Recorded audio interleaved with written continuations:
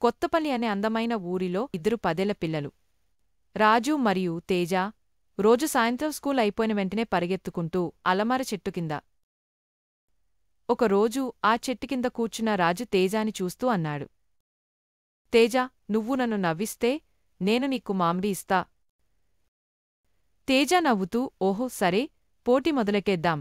రాజు మొదటి జోక్ పేల్చాడు.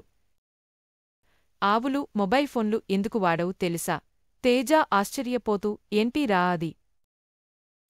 రాజు మెల్లగా చెప్పాడు. ఎందుకంటే వాళ్లకు మోటివేషన్ ఉండదు. తేజ కడుపుబ్బా నవ్వేశాడు.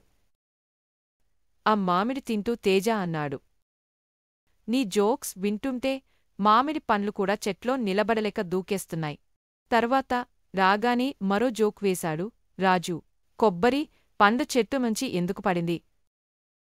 తేజ గ్రావిటీ వల్ల. రాజూ లేదు, ఎందుకంటే అది తేజ స్టిక్తో వస్తున్నాడని చూసింది. అక్కడ పక్కనే ఉన్న మేక వాళ్లను గమ్ముగా చూస్తూ తల ఊపేసి నిదానంగా వెళ్ళిపోయింది. తేజ, ఆ మేక కూడా మనల్ని పిచ్చివాళ్లలాగా చూస్తోంది. తేజ మళ్ళీ అన్నాడు. నీ మెదడు మా మామ స్కూటర్లా ఉంది. నడుస్తుంది కాని కరెక్ట్ దిశలో కాదు. రాజు గర్వంగా, అందుకే నేను జీనియస్నిరా. ఆ సమయంలో పక్కన ఉన్న పిట్ట ఒకటే మాట అంటోంది, పిచ్చోడు, పిచ్చోడు.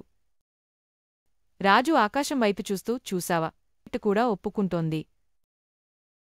ఆ హడావుడి మధ్య తేజ ఓ సూపర్ ఐడియా చెప్పాడు.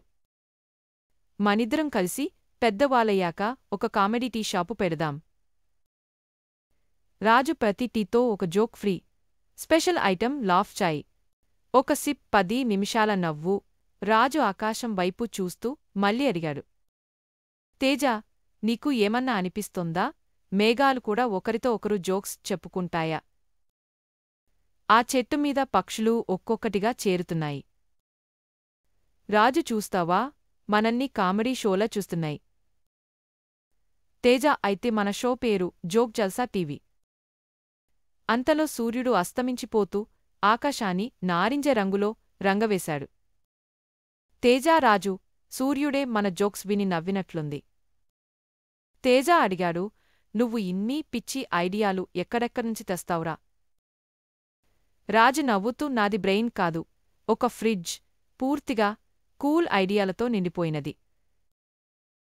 అంతలో వాళ్ళు ఇద్దరు స్టిక్స్తో చెట్టుమీద మామిడి పండ్లను కొట్టడం మొదలెట్టారు. ఎవరైతే ఎక్కువ పండ్లు కొడతారో వాడే జోకింగ్. చివరగా చంద్రుడు మేఘాల వెనుక నుంచి కనిపిస్తున్నాడు. పక్షులు నిద్రపోతున్నాయి. రాజు మెల్లగా అన్నాడు.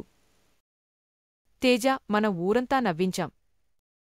మన ఛానల్ని సబ్స్క్రైబ్ చేయండి ఫ్రెండ్స్, కింద ఉన్న గంట కొట్టేయండి.